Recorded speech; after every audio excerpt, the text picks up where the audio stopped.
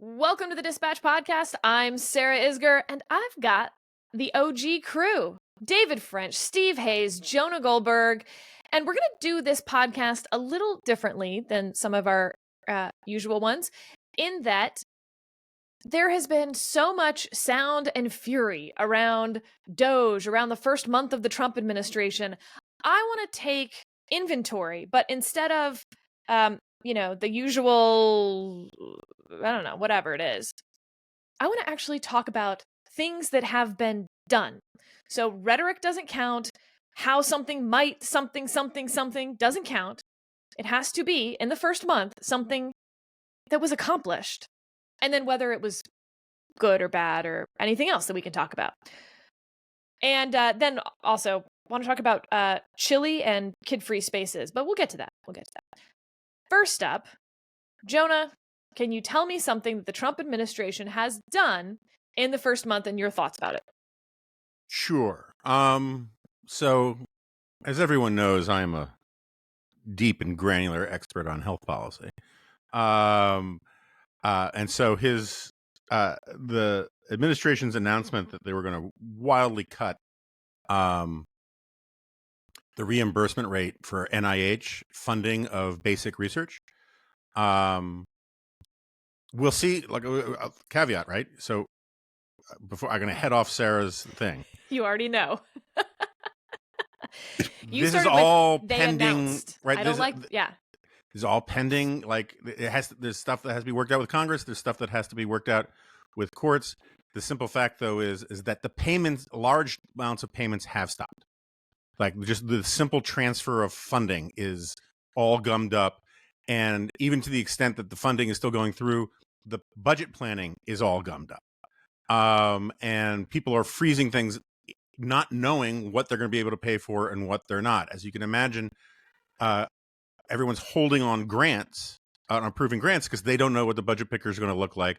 So now the grant proposals are piling up, and that's going to be a bottleneck that is going to play out for a very long time to come. I'm going by a couple things. One, I have a relative who is getting a PhD, finishing a PhD in molecular biology, and is read me in on what this is actually happening in elite schools. The chancellor of Vanderbilt University gave a great statement explaining a lot of how this stuff works. Will you sing a few bars from that, by the way, just so we can get some flavor from the Vanderbilt chancellor? So the basic gist is what NIH normally does is, let's say you have a grant, you're asking for a grant of $100,000. It then NIH will look at what you're. I need the words in front of me. Yeah. We can just take a second. You can bring it up and then read from it for all I care. Yeah. So it's this. The administrative overhead, or what is known as indirect costs, right? So, like, if you've got 20 different research teams at a university, and each one wants a grant for the thing that they're studying, Alzheimer's, pediatric cancer, whatever, they still share a lot of resources, everything from like lab benches and beakers and fridges and electron microscopes and all that kind of stuff. And so there's a formula that has been negotiated periodically over the years between NIH and these various institutions about what their indirect costs are, right? How much of and the reason for this is that if they don't want people asking for grants to have to work out the math about how much of the overhead should be, how much of the utility should be included in this, right? And so what they end up doing is, if you ask for a grant of $100,000, they give you $150,000 if you have a 50% indirect cost thing, right? And some institutions have that, and some have much lower ones. They're gutting that part of it to the tune of about $4.8 billion in savings, is what they're saying, but it's like a $9 billion cut all in all. Anyway, it's complicated. It's a significant percentage, and they're dropping it to the maximum that you can charge now is 15%. And this is throwing the entire medical research sector into chaos. In Alabama, in particular, they're really freaking out because they have all of this. They do an incredible amount of NIH-funded research there. And the third thing I'm going off of on this is Yuval Levin did a wonderful piece for the New Atlantis walking through all of this. And one of his core points is that this is a perfect example, and USAID touches on this too, and we can talk about that too, because, you know, in that cabinet meeting yesterday, Elon Musk said they temporarily, cut off support for Ebola prevention, but we turned it right back on. That's just not true. The reporting says it's not true. It's not true on all sorts of things like PEPFAR. The checks aren't going out. The waivers don't matter to people because they can't get someone on the phone and they can't get the spigots turned back on. All sorts of NGOs have been sort of left holding the lurch, and people aren't getting all sorts of, HIV drugs and all sorts of things with Ebola. Anyway, so Yuval's point is like, these guys aren't going into this with this idea about how to reform government, how to make government better or make government more efficient. It's about trying to do stuff to the government, that the government is somehow the enemy, and that their tears are delicious, their wails in protest are hilarious, the performative stuff is what they're going for, and the pushback is its own reward. And the funny thing about this is that these are basically the same numbers that the Trump administration proposed in 2018, the first time around. And back then, the Republican-controlled Congress and the Republican-controlled Senate vigorously said, "No effing way are you going to do this. This would be a disaster. This is unserious and dangerous."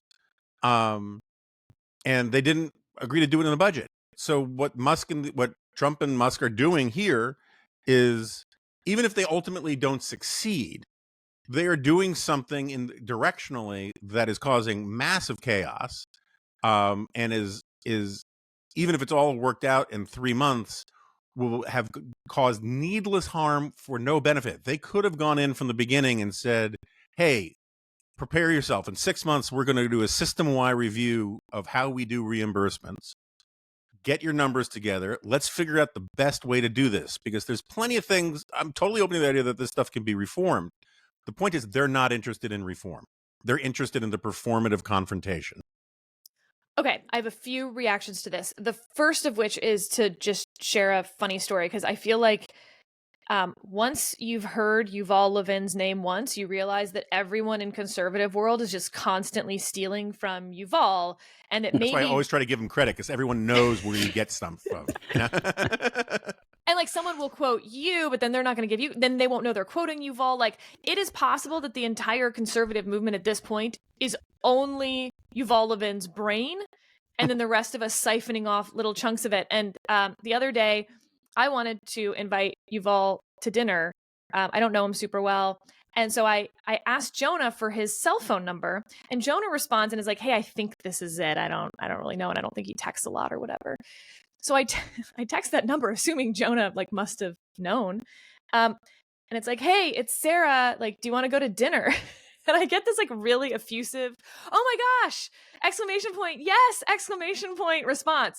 And this says more about me than it does about Yuval, in that I don't think anyone should be that effusive about going to dinner with me. So I decided it wasn't Yuval, because there's no way Yuval's that excited about having dinner with me. And then I freak out, how am I going to uninvite this person to dinner who's some rando in Jonah's phone?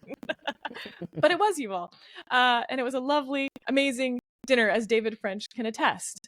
But you must have said this is Sarah Isgur, not just this is Sarah, right? I did say it was Sarah Isgur, but I never said, "Is this Yuval Levin?" Like, so for all I know, it's someone in your phone, like some, I should have said, like, I should have given you Kash Patel's number. Right? The idea of Yuval Levin sending exclamation points over text is still more than my mind can wrap around. Okay, but substantively, I guess my question to you, or Steve and David, about Jonah's one, is, doesn't every administration have a version of something that they cut that we don't like, or that people don't like, that will have potentially consequences? And I guess, so how different is this, although I take Jonah's point about motivation, in terms of actual substance, do you feel like this is different? I will start with you, Steve. I do think it's different. I'd be hard pressed to come up with things the Obama administration cut. I don't think they did a lot of cutting. They changed some policies that had implications, but I don't think they did a lot of cutting. Look, I think that the difference here is, and you can make an argument, and you know the Trump supporters will make this argument, that the only way to affect the kind of change they're seeking to affect is to go, move fast and break things, as people have said, and is to do it in this kind of disorderly manner, because if you play by the rules, you're not going to achieve the results you want. So I believe that's partially true, but I'm broadly skeptical of that. And I think there are real consequences. And, one thing I think the proponents of what Elon and Trump are doing have to acknowledge is that there are trade-offs here. And this is one of the trade-offs. There are going to be consequences to doing this that they had never imagined, because they don't know the system that well. They don't know how this works in many cases. And, I think what Jonah laid out, and having done a little bit of outside reading on this, they saw indirect costs and thought the taxpayers shouldn't bear those indirect costs, period. That should be on the universities. Universities have big endowments. This is what universities should do. So you can understand if you don't quite know how the system works, why that would be the first step in this. And, on a surface level, it's not unreasonable to ask universities with big endowments to help share the cost. Having said that, as Jonah explained, this will grind to a halt many things that I think most taxpayers and most conservatives don't want to see ground to a halt. And the immediate implications for that are awful, as Jonah explained. And I think that the medium and longer term implications are negative too, because you're putting, Humpty Dumpty back together again here, I think is going to take an incredible amount of time and effort that could have been spent, and resources that could have been used in better ways. So, David, before I turn to you, I want to, this isn't great pushback. Obviously, I know DOJ better than anything else in the government. But for instance, the Obama administration did cut gun prosecutions. They moved a bunch of federal prosecutors away from gun and sort of violent criminal prosecutions onto white collar prosecutions. This was in the wake of the 2008 financial crisis. I think there's a lot of reasons one can see why a presidential administration would want to reprioritize those resources. And I think we think of it as like people, but it's money, right? It's all money. You have a limited amount of money to spend on federal prosecutors. If you could just buy more federal prosecutors, you would. So they moved money away from gun prosecutions, illegal guns, which presumably cost lives. We're never going to be able to prove that, but for moving those prosecutors, they would have prosecuted this guy who went on to shoot this person with this gun. But they did move resources away from things that other people would have prioritized. David, why is this different? Well, I think what we have to understand about this is that if you're looking for a rationale around any given decision, like any given grant, maybe you can squint and find one.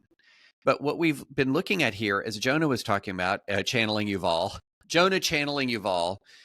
there's nothing about this that it betrays any hint of really, truly deliberate, intentional, precise thinking. What you have here is really a smash and grab type operation. And so what we're dealing with is something that is not so much motivated by money and savings, because if we were talking about actually being serious about tackling the deficit, we would be having an entirely different conversation that would not include tax cuts that could increase the deficit by orders of magnitude more than the savings that we're getting from these aid cuts, orders of magnitude more. So what we're dealing with, it really is a malicious attack on the federal bureaucracy, a vengeful attack on the federal bureaucracy, a perception that all of this stuff is sort of in the category of enemy. And if there is an enemy that we know the Trump administration loathes the most, it is the enemy within. And look, let's just be real here for just half a second. If the Biden administration had defunded Christian ministries to the extent that Donald Trump has defunded Christian ministries, which, by the way, have become a part of the international relief effort in large part because of the work of previous Republican administrations and the work of Republican and conservative religious liberty attorneys, cough, cough, that if the Biden administration had defunded Christian ministries, evangelical ministries to this amount and to this extent, this would be the war on Christians front at the beginning of Fox News, on every chyron, on every segment. It's one of the largest defundings of religious institutions that I've ever seen. We should point out, just so people don't understand, Christian Ministries works with USAID. Yes, right? Christian ministries right. cooperate and work with USAID. And part of this is out of a long process that was, as the federal government got more into poverty relief efforts, one of the things that we were realizing was that the government is much less efficient and effective than various private organizations. So it was more efficient and more effective to fund private organizations that were assisting, say, refugees or people facing difficulties overseas. And some of the most effective at reaching these folks were religious organizations, which had been blocked from receiving funding in generations past because of a misguided interpretation of the Establishment Clause. And so we did a lot of work for very many years to open up funding for religious organizations on the same basis that secular organizations were funded. And that was very effective. It was one of the better things that America has done as far as like effectively reaching some of the most vulnerable people. And that's just all chopped out. And what you've seen is MAGA Christianity turn hard against these ministries. And it's really astonishing, but it's just layer upon layer of malice. And what gives the game away is the absolutely blunt sledgehammer way these cuts have been inflicted with no real regard for the merit of any given program at all. It's just a sledgehammer. Yeah, see, that I think is the key point when it comes to the NIH stuff, right? Is like, this isn't saying, oh, this DEI thing is bad, pull that out, right? Right. Although there's been a bunch of stuff. There's been some reporting, The Economist had some reporting that, like, again, you had some 25-year-old going through and found studies looking at race or gender and said, oh, well, that's got to go. Well, as Sarah just recently pointed out when she commandeered the Remnant podcast, there's a lot of important NIH work that should be done on the sex differences and how they impact health. But regardless, like these, and I should note, yesterday there was a partial lifting of some of the freezes of funds from a federal judge on some NIH things. Already there are like 50,000 grants that were backed up, that were left, stacked up because of what's already happened. But regardless, there are other things that are still frozen. But any sort of reasonable person interested in governing, right? Anyone who has this idea that this is my NIH, I am the responsible steward for this, would say, the stuff about pediatric cancer, that seems kind of important. Let's not cut that right now. Let's give them a heads up that next year things are going to be different. But, this thing about, and this thing about avian flu, maybe we'll keep that one too. That seems like relevant right now. But, this weird stuff about paleo, phrenology, maybe we can lose that one. There'll be some sort of selection bias, the whole thing. Moreover, they're doing this before their own NIH director, Bhattacharya, who's a respectable, good guy and like on the right side of a lot of MAGA issues, before he's even confirmed. Right. So this is all being done, creating an even bigger mess for their own NIH director, who's going to have a hell of a hearing when every single senator and congressman, including, lots of people from red states who get enormous amounts of this money, are going to be like, what the hell are you doing? And he's going to be, well, I'm not doing it yet. It was Elon, right? It is just no way to actually do serious government reform. It is just simply for the performative, hear the lamentations of the women kind of approach rather than anything else.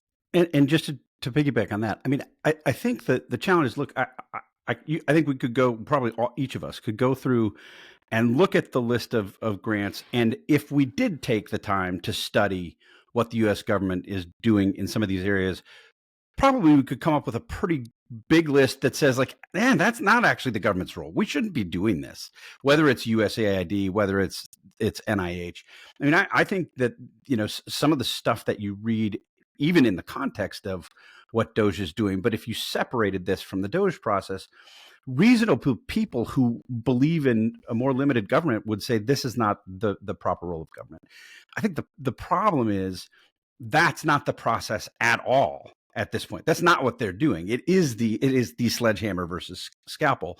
And so you're creating all of this extra work. And I think inevitably all of this extra cost at the end of the day, when some of these things are restored, it's going to end up potentially having the opposite impact that they think it will, at least in certain targeted areas, maybe not overall.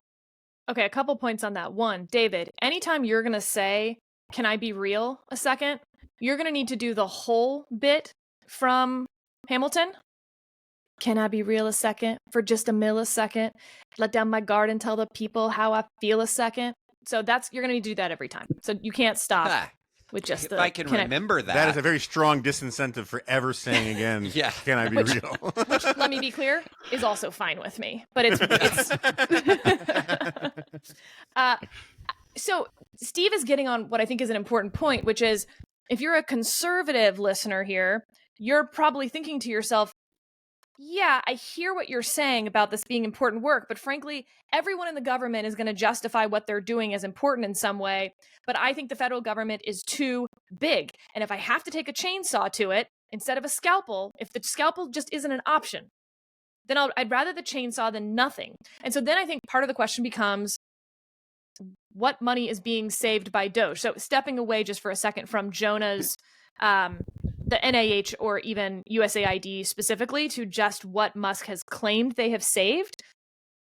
So last week, they published a wall of receipts detailing a list of canceled government contracts, saying that they had found $16 billion in savings.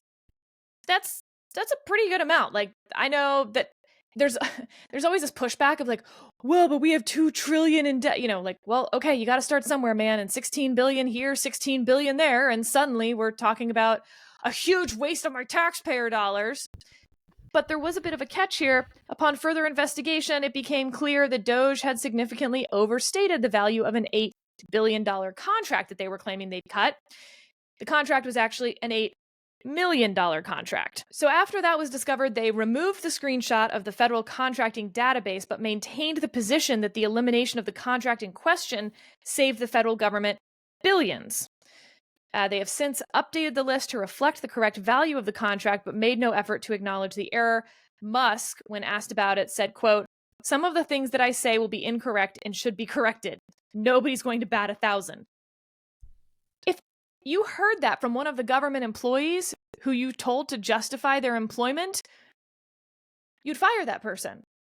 Like, that's a terrible response to, I thought it was 8 billion. It turned out to be 8 million. There's not even like a my bad in there. There's more like a doesn't matter. So that's all to say, I don't think we even have any grasp over how much money Doge has in theory found to cut from fraud, waste, and abuse. But we know it's not 16 billion if 8 billion of that was actually 8 million. But also, okay. I mean, look, again, as I said last week, you could fire every single federal employee and replace them with excess grok, right? You're still trying to balance, trying to cut 40% of the budget by cutting 5% of the budget. It's just the math doesn't work. And in terms of rank punditry, I increasingly think that all of this is smoke and mirrors and light show stuff to make it sound like we can afford all of Trump's tax cuts and spending priorities in the budget. And like, look what Doge did. Now we can not tax tips and Social Security anymore, and rely on the general innumeracy of large swaths of the American people. You know what we shouldn't tax? I think that's a huge point. That's a great point. People don't get these numbers. They hear, 5 billion, and they don't realize, then they hear like the tax plan might cost an additional 5 trillion. And they don't get that 5 billion is 1/1000th of the tax cut cost. And so, yeah, that's what I constantly get, Sarah, is, well, you got to start somewhere. You got to start somewhere. The analogy is more like, okay, I just held a yard sale because my family doesn't have enough money. And then immediately after the yard sale, I go buy a Ferrari. Okay. Like the cost expense here that is being pledged to the American people to cut taxes, et cetera, is so far beyond any savings from Doge. They don't even belong in the same conversation here. So any sale of Doge as dealing with the deficit is just bankrupt from the beginning. If I had heard Democrats talk about cutting taxes on tips, I feel like my reaction would be, how's that going to work? Everything's going to be a tip from now on, which is really obvious. And also that this was such an obvious play to a specific part of their base. And I wonder why conservatives aren't coming up with more creative. If we're going to have some tax-free stuff, if we're going to spend this money, for instance, and you're worried about natalism in the United States, why not make childcare tax-free? So for instance, the dependent care credit that you get right now is $5,000. Let me tell you about childcare costing a lot more than $5,000 if you want to be in the workforce. I think we should pay for childcare entirely through tips and overtime, and therefore it's entirely tax-free. There we go. And yet you have all of these people, I think the yearly amount is $2,700 before you actually have employed someone. So like you're looking at how much you've paid a babysitter. And by the way, with inflation, you can get to $2,700 really quickly just on date night babysitters. I don't mean really quickly, like in a couple date nights, but that's for the year. So your date nights over the course of the year with the same babysitter can't cost over $2,700 is, again, roughly my understanding of this. I like the idea of date night with the babysitter. Jonah. Dude. So are you gross. Andy Tate? Well, that's how she said it. No, that's not how I said it. You said David, date nights with the babysitter. David, you're muted, by the way. It's the way you said it, Jonah. It's the way you said it. The point being, there are conservative ways and policies and incentives that you might want to reach where you could do this, making families easier, et cetera. But the tips and overtime stuff doesn't make a lot of sense because it doesn't work. There's an answer to your question. I think it's a very good question. And the answer, you hinted at it in your lead up. This is a policy, the no taxes on tips is a policy that came about because Donald Trump had a conversation with a waitress, may or may not have been staged, in Nevada, where huge parts of the population in the service industry make their money on tips. And she complained about taxes on tips. He said he thought he should eliminate it. They built this into policy. He then campaigned on it. I mean, this became a big thing. It was most certainly a giveaway to a certain slice of the population in order to win their votes, which, of course, politicians in both parties have done for years. Trump did a lot of this. Joe Biden did a lot of this with the student loan stuff, and some of his climate policies were clearly targeted to win votes. But that's why this happened. That is exactly why this happened. They didn't start and say, what is the best policy we could come up with to encourage families? And it was a pure political play, and this is what you get. All right. I don't want to miss out here on everyone else's. So, Steve, what is your thing that the Trump administration has actually accomplished? Not thing that they've said or anything else, actually accomplished that you think is substantively important? So, let me answer your question directly. The Trump administration won a UN Security Council vote on the Russia-Ukraine war 10-0 with 5 abstentions last weekend, based on the U.S. resolution on the war in Russia. Let me back up and provide context, because I stayed faithful to the assignment, Sarah. You said, what is the thing? Will this actually matter? And my answer is an unequivocal yes. It will actually matter. But it will matter less because of the actual thing that they did and more because of the implications of the actual thing that they did and the context for the thing that they did. But let me speak specifically to this issue. So last weekend, the Trump campaign Trump administration mounted this aggressive campaign to kill a Ukraine-led resolution at the United Nations recognizing the 3rd anniversary of the beginning of the war with Russia. And in the days leading up to the vote, to provide some of that context, President Trump called Ukraine President Volodymyr Zelensky a dictator, blamed him for starting the war. Trump repeatedly said that Russian President Vladimir Putin wants peace in Ukraine, suggests that he trusts Putin as a negotiator. As a consequence, the United States, of course, held talks with Russia and Russia only, excluding Ukraine, on an end of the war. We talked about that much last week. After those talks, Marco Rubio, U.S. Secretary of State, spoke glowingly of the incredible opportunities for U.S. businesses to work with Russia once the war ends.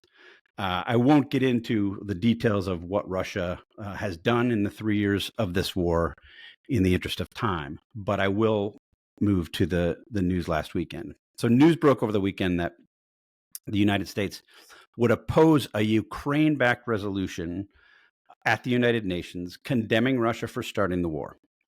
It later emerged that the United States would not only oppose the Ukraine resolution, but was working to convince our allies to also oppose the Ukraine resolution, and even going so far as to pressuring them to reject it. And the United States eventually offered an alternate resolution. The Ukraine resolution included language assigning blame to Russia for starting the war, assigning blame to Russia for the deaths that have happened as a result of the war.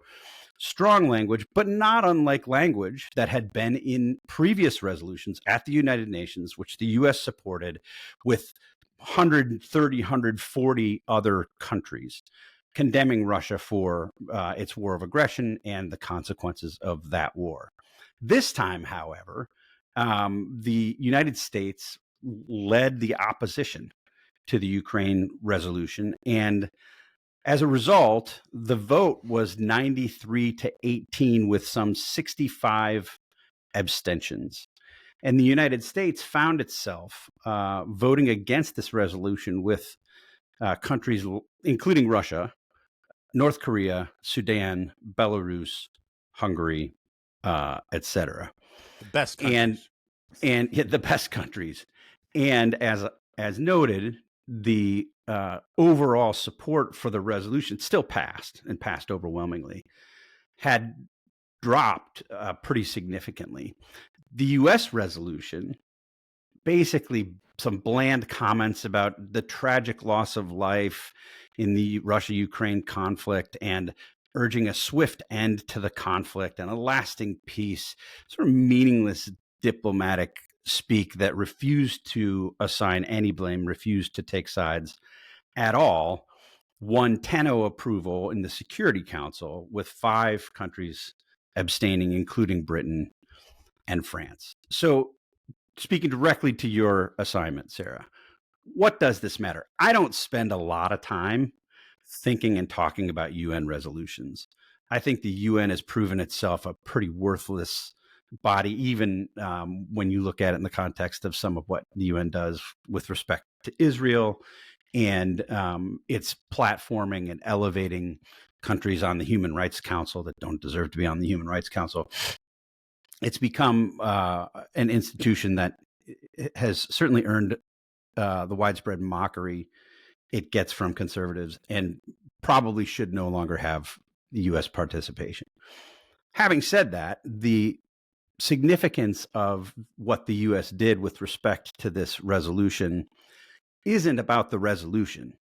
It's about other countries watching the United States taking the side of Russia, the undisputed aggressor, the cause of the war in Russia that has led to, by some estimates, 1 million deaths, with Russia targeting not only military sites, but civilian population centers, hospitals, kidnapping as many as 20,000 Ukrainian children, leading the International Criminal Court to issue an arrest warrant for Putin. Horrible, horrible 3 years. And the United States is effectively, with its lobbying on this resolution, taken the side of Russia. Okay, Steve, here's my question.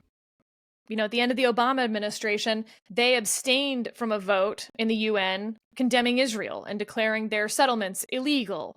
And this was widely seen as a parting shot at Israel, that it undermined U.S.-Israeli relations. That was the point, that Obama hated Netanyahu and Israel. And so the point was to sort of use the UN as a weapon against Israel and to send the message that, like, maybe we weren't as close to Israel as everyone's been assuming this whole time. Fast forward to October 7th. Do I think that Obama's vote caused October 7th? No.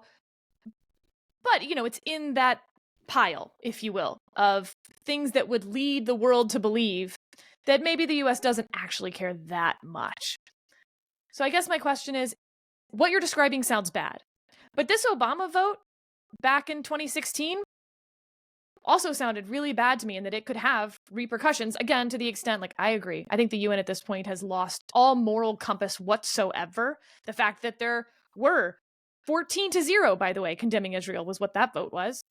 But basically, like, yep, the US has taken bad UN votes before. Yeah. So, not shrug, because I think bad things are bad things. And I'm not even really comparing the two. It's more just like, this is bad, but how bad is it? I guess is maybe the better way to phrase that. Yeah. Look, I think it's a fair question, and I think context matters. And arguably the most important thing you said in making your case is that this happened at the end of the Obama administration. It was meant as a parting shot. I mean, we had seen throughout the Obama administration, certainly if you look at the kinds of comments that you hear from people like Ben Rhodes, who's a central figure in Obama foreign policy, it's an overt, unhidden hostility towards Israel in virtually all respects. And we've seen this, we've seen it. And I think, the gap, the time, the distance in time between that rather meaningless vote and what happened on October 7th suggests that the vote itself didn't matter that much, especially given that you had a pro-Israel administration in the intervening years. Yeah, but then Biden, the vice president from that administration, is in office on October 7th. Again, I want to be very clear. I do not think Hamas sits around thinking like Obama abstained from this vote in 2016, and I don't want to make the vote more than it was. And I really am not trying to do some whataboutism, because I think that what you're describing is really bad. I also think there's a difference between abstaining and voting with the bad guys. All of that. But my overall point is on the substantive, like, how bad is it when we take bad UN votes? It's a UN resolution. That's your argument. I get it. I mean, I don't you also have to look at larger context, because Obama had a bad vote in the UN, and in September of 2016 agreed to the largest arms deal in the history of the United States and Israel, where many of the arms provided as a result of that deal were used by Israel to achieve arguably the greatest military victory in the Middle East since the Six-Day War, in its triumph over Hezbollah and its humiliation of Iran. So if Trump, let me put it this way, if Trump Did we send over pagers in 2016? Because that would actually be awesome. That would be amazing. But no, more like, all the kinds of heavy weapons. No, of course not. Yeah, but if Trump had abstained in the Security Council, as he also executed the largest arms deal in history between the U.S. and Ukraine, this would be a very, very, very different kind of conversation. But that is not the world that we are in. Fair point. Jonah, anything on this UN vote? Yeah, so I'm with David on the point about the larger context. Like, a lot of these things, I just wrote a G file about this. Is like what we end up doing is having arguments, smart arguments, where we treat the presidency as this abstract thing. It's an abstract academic category. Yes, the president has this power. Yes, the president has that power. Yes, the president has the ability to do this, that, and the other thing. That's all fine. The larger context is, why is this specific human being, this President Trump, doing what he is doing?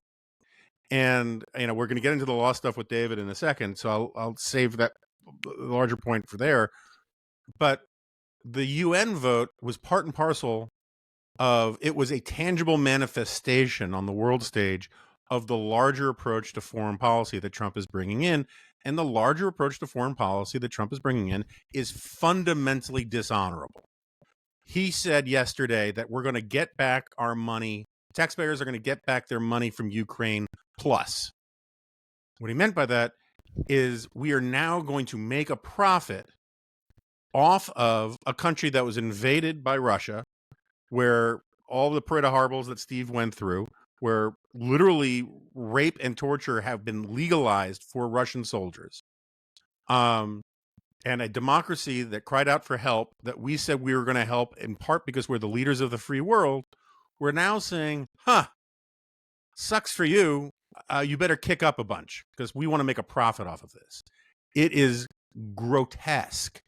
And the UN vote is just a symbol of that to me. I agree. UN votes are symbolic, but they're significantly symbolic. And, one of the things that Steve left out is we bullied the crap out of Israel to vote with us on that. Israel has a vested interest as not just as our ally, but as a tiny little democratic country to be morally consistent about the importance of helping tiny little democratic countries. And we made them eat a whole bowl of crap just so that it would somehow make the roster of the Legion of Doom that we were voting with more aesthetically pleasing. And this stuff will have consequences down the line. Like I was talking about NIH, officials and academic researchers trying to plan.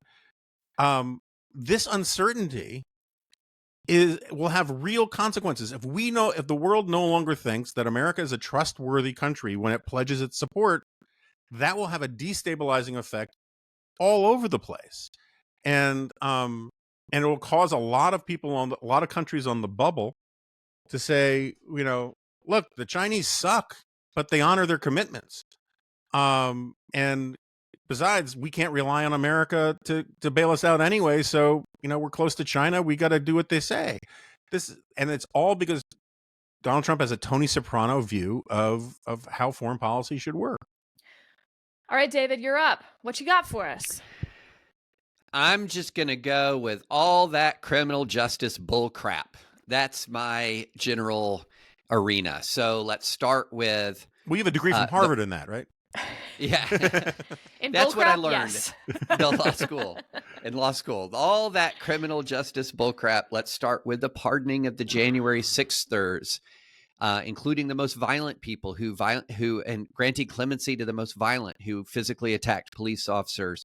Let's go with firing Jack Smith's team unlawfully. Let's go with pardoning Rod Blagojevich for no apparent reason other than he calls himself a Trumpocrat. Let's go with the decision to drop the charges without prejudice with Eric Adams from what looks like a quid pro quo, enforce my policy, or nice little criminal charges you might have reimposed upon you. And let's go with today's news of Andrew Tate flying to America, released from prison in Romania. Why? What wonderful thing has Andrew Tate done? Well, Andrew Tate has done a lot of vile things. He's a pornographer facing charges for rape and sex trafficking. But I guess because he's a MAGA manosphere influencer, he gets special dispensation. And then let's also talk for a minute about removing the security details from Fauci, from Pompeo, from Bolton. And to make matters worse, publicly announcing that, like, here, come get these people. And so what does it all that together mean? Friends of Trump have one justice system. Enemies of Trump have another justice system. And that is about as plain as and obvious as any of the moves that Trump has made, to the point where, quite frankly, I'll be fascinated to see if a single serious MAGA figure faces any kind of real prosecution for corruption during Trump's term at all, and whether it's going to be a genuine law-free zone for MAGA for the next 4 years. So and all of those are actions, Sarah. They're all actions. Okay, I'm going to give you like half credit. First of all, fascinating. If you talk to white collar lawyers at major law firms right now, there's huge question marks over how the next 4 years of their business development is going to go, because a lot of CEOs, et cetera, kind of think this is like a 4-year free-for-all, and that the Trump administration isn't going to prosecute anything, deal with any white collar crime basically at all. Now, I'm not sure they're right about that, because this is like a weird juxtaposition. Like, on the one hand, David, what you're describing, and on the other hand, there's a lot of anti-corporatism in MAGA, and we're certainly seeing that at the Federal Trade Commission, in antitrust stuff. So I don't know that everyone should be quite as confident as they're all feeling that they're on the right side of this ledger, as you said. Okay, but here's why I'm only giving you half credit. I take your point that all of those things you listed combined undermine the rule of law and undermine the perception of the fair application of the rule of law without regard to politics. However, that is more speculative, I guess. In some ways, that's more in the ether than like, this money no longer goes to X, et cetera. So that's why I'm only giving you half credit, because it is still kind of rhetorical, if that makes sense. It's kind of nothing is in the ether. Nothing I said is in the ether. Not one thing is in the ether. People are actually fired. People are actually pardoned. People have actually had charges dropped against them. People have actually had security details lifted. About it. What you're saying is important about it is what other people take away from that. And that's what I mean, is then there's a step there. No. Friends of Trump received large-scale gifts that they were not entitled to, and enemies of Trump have received incredibly punitive actions. That all of that's real. Like, all of that is actually true. Now, you can then say all of that is bad, full stop, just right off the get-go. Now, are there conclusions you can draw from that, these actual actions that occurred? I mean, that's what you do. That's what we've done for the last 2 analyses. What are the conclusions you draw from the way that they have engaged in actions at USAID? What are the conclusions you draw from the actions they have engaged in? Similar here, but everything I articulated was an action along a very particular theme. All right, Steve, I'm going to let you react. Yeah, I'm sorry, I got to take David's side on this. I mean, I think these are discrete actions that in and of themselves have immediate and significant consequences, but also carry with them a broader message about sort of disdain for the rule of law that I think will have. I think it's fair to say that I think you could argue that the sort of follow-on consequences may end up having greater significance than the immediate, especially if you look at these as discrete acts. Yes, but literally what you're saying is, I am speculating. Look, I'm not saying this isn't bad, and I'm not saying that everything you're speculating isn't a fair speculation and a likely thing. My only point is on the assignment was to find things that didn't involve that leap of, and so this is what's likely to happen next. Yeah, I mean, I guess I'm still sympathetic to David, because I think so much of what we're talking about, I agree with you, and I liked the assignment. Like, I think there's a ton of sort of rampant speculation that goes 5 or 6 clicks down the road and makes assumptions about things that we can't possibly know. And that stuff is, in an analysis of what Trump has done over the first month, I think can be as muddling or confusing as it sometimes can be clarifying. Having said that, you can't also separate the individual discrete actions from the messages that they send. And this was true of what I said with the UN thing. I don't really care much about a UN resolution, but the message that it sends is unmistakable and real, and has already caused countries to react to this. Now, Trump people would say in good ways, Europe is stepping up, but it's causing, like, people are taking actions, people are changing policies as a result of this. So I think David's right. If you look at the actual things themselves, they matter. If you look at the immediate message it sends about the rule of law, that matters. If you look at the long-term implications, there we can get into some speculation. What does it all mean? How do people behave? What are the long-term consequences?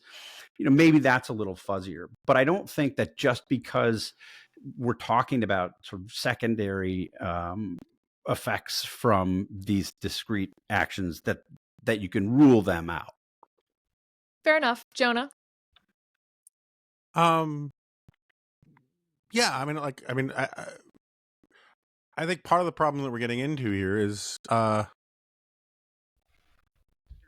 pardoning people who beat the crap out of cops is so self-evidently wrong that it's kind of boring to talk about at this point. So we then say, not only is it wrong, it also has these other bad things about it, right? Yeah, David found substantive things that were done. Like, that's why I'm giving him like half credit at least, like, because there's no question about the substantive thing and that the substantive thing was bad. To your point, Jonah. Yeah, so, suspending... I'm confused about the assignment then, because I do not consent to an assignment that says identify substantive things and draw no conclusions from them.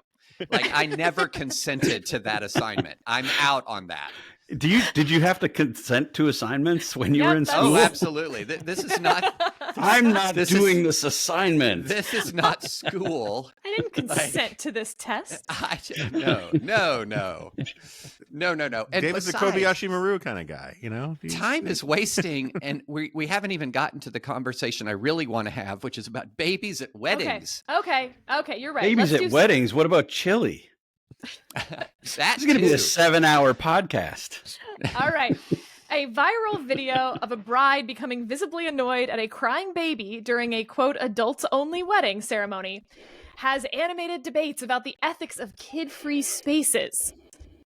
David, you jumped on this so fast. We didn't even talk about what we were going to talk about because you were like, I have thoughts.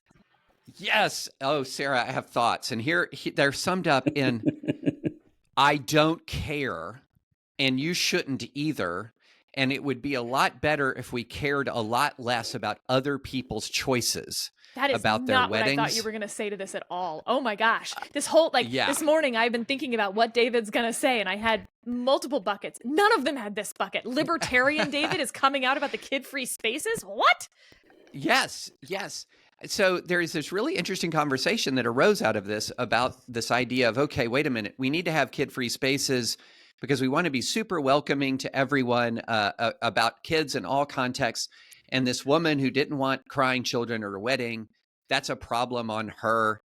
And I'm thinking, wait a minute, I think what's actually more of a problem is just the judgmentalism writ large around our parenting decisions, writ large around our social decisions.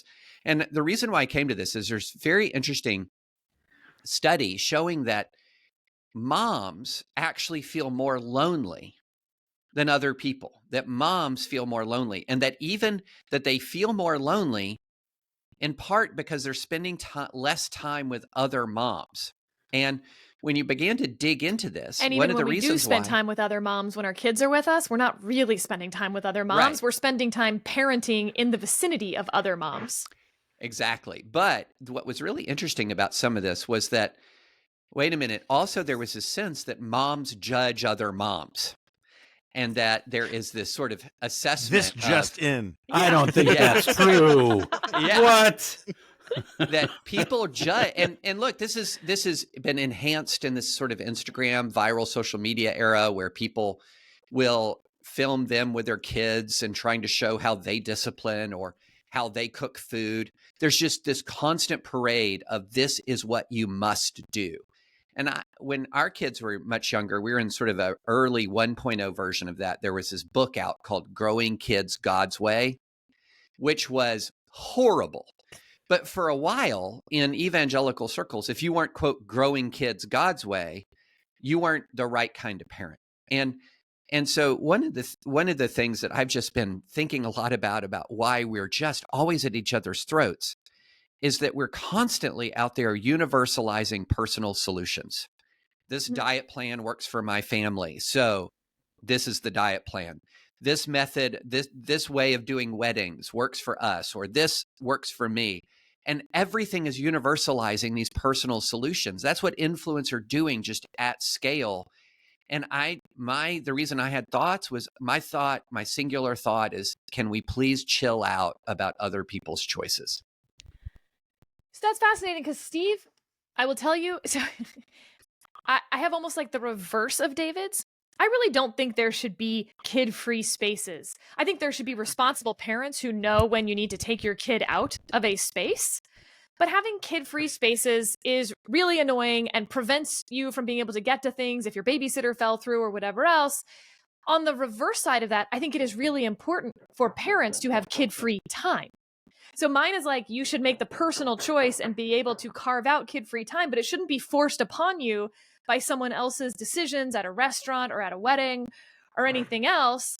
So like we have a mom pod that goes back to COVID, and our mom pod has a once a month mom pod dinner where the dads have to figure it out because we are going to dinner and the kids are absolutely not invited for exactly what you said, David. Otherwise, we don't get to have uninterrupted conversations for more than 90 seconds because some kid needs something or we're off chasing whatever. They want us to play with them or watch what I'm doing, and like, we want to have serious conversations for approximately 2 hours once a month. That's just not that hard on everyone to carve out that time for us. But I actually do judge restaurants that are kid-free restaurants. Even though I also think you have to then have responsible parents in the community who are willing to take their kid out when the kid is screaming and stuff, and like be polite to your neighbors in the restaurant, etc. All right, Jonah, thoughts? Kid-free spaces, good or bad? Yeah, I don't love kid-free spaces. But I also don't care that much depending on what the space is. Like if it's a restaurant, you know, I'm in favor of restaurants bringing back dress codes. So like if part of that is like not having kids, that's fine. But I think it's kind of creepy to have a kids-free wedding because part of the point of a wedding is to like stand up in front of your family and your friends, and it's recognized intergenerationally as this commitment that you're making. At the same time, I get it. And at the very least, we all get it. If your baby is crying during the ceremony, yeah, GTFO, man, get out. That's the thing I just don't get. Is like, I don't love the bride saying no babies, but you have to have some balls on you to bring a baby to a no baby wedding and then not remove the baby from the room when the baby is crying when she's taking her vows. I mean, what is wrong with you? That is the choice I will judge, David. Like, that is just rude. Like, it's rude, yeah. To screw with somebody else's wedding video for all time, despite the fact that they didn't want babies there in the first place, is just a poor choice. And I'm going to condemn that choice. In fact, I think they should go to jail. Steve, get in here. You've got all the kids. Yeah, I'm with David. I think I was instinctively with David before he began, but I found his case remarkably persuasive. Like we should butt out. Like let people make their own decisions and respect the decisions that they make, and we don't have to always have opinions about them. So I'm sympathetic to the argument about kid-free spaces. I do think if well, let me leave it at that. Let me leave it at David's thing. I can go on, but I worry that we're going to get into chili time, and I'd like to save chili time. I have to also say that not going to a wedding is like a gift for a guy. So like if you're going to say, no kids at the wedding. I'm like, well, dang, we can't get a babysitter. Guess I got to watch football instead of going to this wedding. So David. that is coloring my analysis. I think the only thing I'll add is I think it does depend to a certain extent. Like I don't know that there are a lot of kid-free restaurants. Is that a thing? We don't go out to eat that much. One of the restaurants in our neighborhood that just opened, and Scott and I were so excited about it. And I want to be clear, Scott and I don't take our kids to restaurants because that's unpleasant for us. But the restaurant doesn't say they're kid-free, but they have no high chairs, no kids menu, strollers are not allowed inside. Like they have all these rules. What do you do with Scott? And the waiters pinch babies constantly. So all these comments are like, this is ridiculous. Also, you're in a neighborhood with a whole lot of young parents. This is obnoxious. So we actually haven't been back because I just don't want to encourage that in our neighborhood. So it's interesting. We decided early that we were going to take our kids to restaurants, and we were going to take our kids to restaurants a lot. I mean, we don't eat out that much, but when we eat out, we take our kids, and we wanted to do that early and have sort of stayed consistent throughout because we thought it was important for our kids to learn how to behave in restaurants. So we discipline them. They don't get tech. They don't get anything. They have to sit there. That's what I was going to ask. They have to talk with us. Screens. No. They have to learn how to behave in a restaurant and keep themselves settled and not bang their forks on the plate and all this stuff. We did this early, and we had it. This was actually sort of a big argument. Of course, now this is 15, 20 years ago. Among sort of our friend group, because we had parents who said, I refuse to take my kids to restaurant because they can't do it. And our argument was, how are they ever going to learn how to do it unless you take them to restaurants and discipline them? So Nate is a dull at restaurants. We don't give him screens. He sits there patiently. You can, even when he was like 2, you could get a good 35, 40 minutes out of that kid at a restaurant. And I thought, we're amazing parents. And then we had Case. We are not amazing parents. Some of our genes, when mixed correctly, are amazing. But some of our genes, when mixed in the more probable fashion, I might guess, not amazing at restaurants. What if you start taking Nate and don't take Case and explain to Case that he's not going because he can't sit still? Dude, just handcuff him to a radiator and give him a bowl of water. 18 months. So yeah, it should have started doing that at 6. Do you ever bring duct tape? Keep in mind, I know I've told you this before, but my mom brought my brother in a bassinet to Sardi's to interview George Papard and checked him at the coat check at the restaurant. And oh my goodness, she got a ticket. The coat check ladies loved it.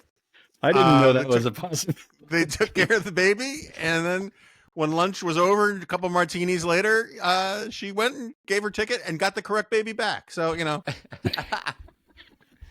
All right, well, bad news for Steve. That is all the time that we have here. So we are going to save anti-woke chili for next time. If you've seen this video already, then you kind of know where this is going. Or I bet if you type in anti-woke chili to Google, you'll know what we're going to talk about for Not Worth Your Time next week. And before we go, I also wanted to give an update to something we had talked about before. So right after Trump's inauguration, we talked about the 2 sets of pardons. And I mentioned one of the quote-unquote nonviolent pardons from Joe Biden, a man named Genesis Whitted. We actually do have his release date. The Bureau of Prisons has updated that. So instead of 2047, he will be released May 13th, 2029. So in 4 years instead of 23 years from now. And just to remind everyone, he was the leader of a gang called Addicted to Money, or ATM. He had a tattoo of a Pyrex measuring cup and a box of baking soda on his chest because he was so good at making crack cocaine. Incredibly violent. Think Omar from The Wire. He would rob other drug dealers. He went into one target's house, boiled water, poured the water in the male victim's ear. That caused permanent hearing loss, as you can imagine. He then ordered his guys to shoot that guy in the knee. He tortured and brutalized their girlfriends to find out where the cash was. The recommended sentencing guideline range for this guy was life in prison. The judge gave him 35 years, and instead he will be out in 4 years. However, when we talked about this guy back right after the inauguration, I, in fact, said that he was getting out later that week. I said he's going to be released this week. That was wrong. However, I did see a bunch of people say that he was getting released in 2038 and it was so far off. Like, no, it's 4 years compared to a 35-year to life in prison sentence. Not that far off. But I do want to correct that and provide this update of when he is getting out in that community after being the leader of this very violent drug gang in Fayetteville, North Carolina.